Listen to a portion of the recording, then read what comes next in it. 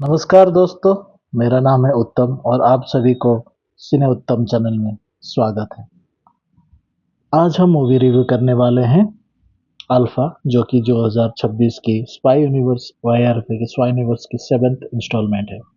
इससे पहले 2012 में एक था टाइगर, 2017 में टाइगर जिंदा है, फिर वार, पठान, वार 2 और इनके अगली मूवी है अल्फा।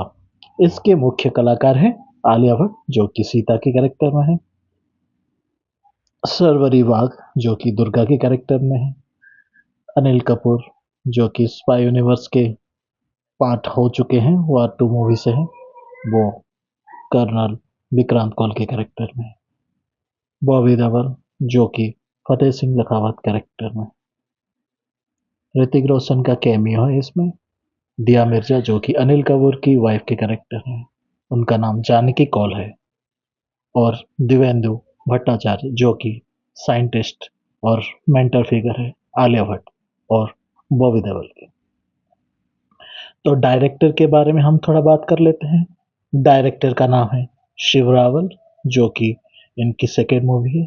पहली मूवी इनकी ऑलरेडी नेटफ्लिक्स में आ चुकी है, द रेलवे में, आपने देखा होगा, काफ़ी अच्छी मूवी और वेब सीरीज जो भी थी। ये उनका फर्स्ट थिएटिकल रिलीज मूवी है वाईआरएफ यूनिवर्स में।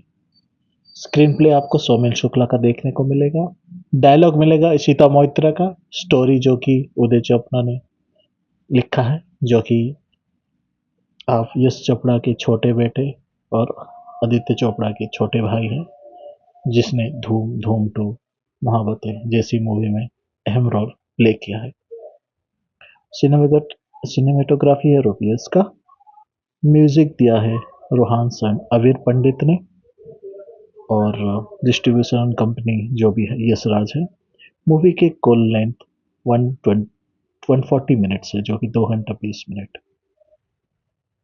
और मुख्य अट्रैक्शन जो भी है मूवी का, आलिया भट्ट और उनके ट्विन सिस्टर प्ले कर रही हैं शर्वरी वाघ। विलन के इम्पैक्ट जो रोल में बॉबी देओल हैं, जो कि काफ़ी दमदार कैरेक्टर प्ले कर रहे हैं। रॉ कनेक्शन इसमें अनिल कपूर, जो विक्रांत कौल स्पाई यूनिवर्स के आप देखा होगा पार्ट 2 में थे, वो सेम रोल ही प्ले कर रहे हैं यहाँ पे। चलिए स्टार्ट करते हैं स्टोरी के बारे में। स्टोरी स्टार्ट होती है 99 कारगिल वॉर के बाद, विक्रांत कौल के और फतेह सिंह लखावत, जो कि बॉबी देओल, दोनों बात कर रहे हैं कैसे अपने बहुत सारे सैनिक शहीद हो चुके हैं इंडिया के, लेकिन बॉबी देओल बोल रहा है कि हमने पाकिस्तान के बहुत सारे सैनिकों को मारा, हजार हजार, लेकिन हमें कुछ मिला नहीं।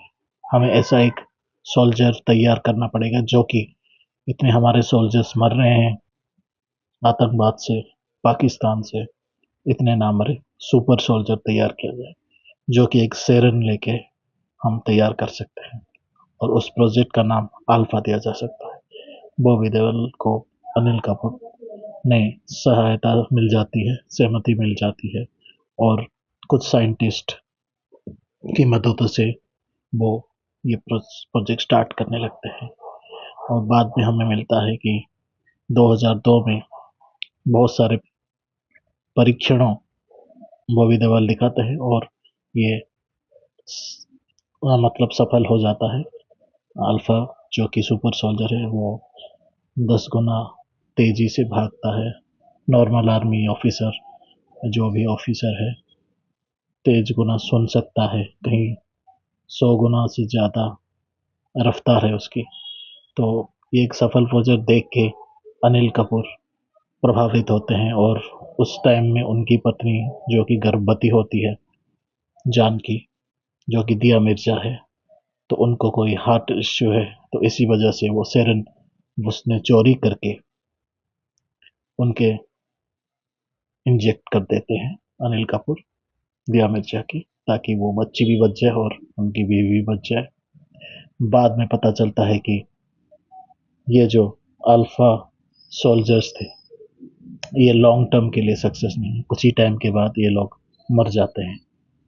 तभी बॉबी बॉबी देओल का मुंह सूज जाता है और अनिल देखते हैं अनिल कपूर तेजी से वो भागने लगते हैं। तब बॉबी देओल समझ गया होता है कि ये हमारा सिरन चोरी कर रखा है। वो अनिल कपूर जाता है हॉस्पिटल और देखता है कि जानकी उनकी जो वाइफ है वो हॉस्पिटल में ऑपरेशन स्टेज में मर जाती है। उनको बहुत डर लगता है कहीं बच्चा ना मर जाए, तो वो बच्चा के पास जाती है। तभी तुरंत बॉबी देओल आ जाता है और उन बच्ची को ले जाता है। उनका एक लड़की हुई होती है। तब नर्स ये देखकर जान जाती है कि बॉबी देओल दूध की दूसरी बेटी जो कि पैदा हुई है उसको भी ले जाएगा, क्योंकि उसमें भी सेरन है अल्फा का। तो उसने बड़ी चालाकी से उसको छुपा देती है और बाद में वो अनिल कपूर को दे देती है। बॉबी देओल जो भी जाता है बच्ची को लेके, जो आलिया भट्ट होने वाली है पहली बेटी अनिल कपूर की, उसे मरा हुआ बोल के वापस रिटर्न कर देता है अनिल कपूर को। लेकिन असलियत में वो मरी नहीं होती, वो जिंदा होती है और बॉबी देओल उसको छुपा रखता है। तो बॉबी देओल एक कोर्ट मार्शल हो जाता है क्योंकि उसका मिशन फेल हो चुका है। इंडियन आर्मी के तो चेरापूंजी में उनका एक बेसमेंट बना के उसमें आलिया भट्ट को पालता है और उसे ट्रेनिंग देता है सुपर सोल्जर बनने के लिए। आलिया भट्ट 17 साल के बाद सुपर ट्रेनिंग लेती है। उसके अंदर अल्फा का सीरम है और वो अपना खेल दिखाने लगती है। तो वो नॉर्मल आदमी से तेज बोलती है, तेज सुनती है, तेज भागती है, तेज लड़ाई करती है। तो वो एक सुपर सोल्जर बनने लगती है और उसको एक मिशन मिलता है उसके 18 बर्थडे में बॉबी देओल की तरफ से, और उस मिशन में वो कामयाब हो जाती है। और 20 साल बाद, 20-21 साल जब हो जाती है, आलिया भट्ट को बॉबी देओल के सीक्रेट मिशन के बारे में पता चल जाता है, कैसे उसने वो अपने उसको फैमिली से दूर कराया है और वो इसी वजह से बाकी सोल्जर्स जो साइंटिस्ट है सबको मारने लगती है। उसके टारगेट निशाना में अल्फा प्रोजेक्ट की जो भी कर्मचारी और साइंटिस्ट इन्वॉल्व थे उनको टारगेट करती है और एक के बाद एक मारने लगती है। उसके बाद जो बेसमेंट है, बेस कैंप है चेरापूंजी में बॉबी देओल को, उसको भी वो नष्ट कर देती है। बाद में पता चलता है कि ये जो साइंटिस्ट था जो कि बॉबी देओल को सपोर्ट करता था इस अल्फा प्रोजेक्ट में, उसने ही भांडा फोड़ दिया है बॉबी देओल को और बोल दिया है कि तुम अनिल कपूर की बेटी। बाद में वो मर जाता है। फिर अल्फा जो आलिया भट्ट है वो अनिल कपूर के पीछे जाती है राज जानने के लिए, सीक्रेट जानने के लिए क्या है। लेकिन हमें वहां दिखा जाता है कि वो अनिल कपूर और बॉबी देओल के पीछे पड़ी उसे मारने। वो कैसे भी करके अनिल कपूर को पता लगा देती है। श्रीनगर के एक सुंदर सा जगह पे